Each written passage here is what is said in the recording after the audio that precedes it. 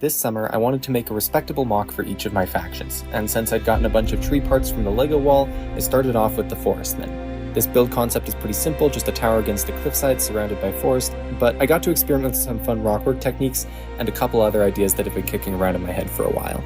I'm going for a rundown feel, so the corners of the tower have some cracks in them.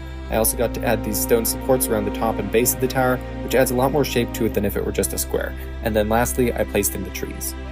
It was a ton of fun to build a serious MOC again, and my summer was incredibly busy between an internship and work, so this served as a great way to relax in the evenings. But I did definitely fail to upload anything to YouTube, so I'm planning to make up for that in the coming months. One interesting technique I enjoyed engineering is how the rocks line up flush with the back wall using cheese slopes and snot techniques. I want this MOC to fit into a larger build one day, and this will help smooth that transition. The trees are a super simple design and very cheap. The small ones cost just under $1 each, and the large ones are about $3.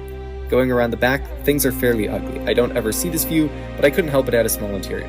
There's a lot of weird gaps and colorful support pieces showing. Someday if I add a section behind this, I'll flesh out the interior rockwork more, but for now I can just keep it out of sight and out of mind. Now that the MOC is assembled, here's the minifigures I've built for it. First is Little Red, the daughter of the Forestman chieftain and the military general of the faction. I was inspired by the red arms on this torso, so I added a red mask from Ninjago and gave her red hair.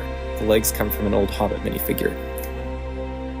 Next were the Forestmen warriors. I gave this one a basic longsword, a shield, and a Viking torso. His legs are from the Goat Herder CMF. An unexpected challenge was finding a good head which didn't have printing on both sides, since his hat doesn't cover the back of his head. For the second warrior, I went with more basic legs, but the same gear and hat setup.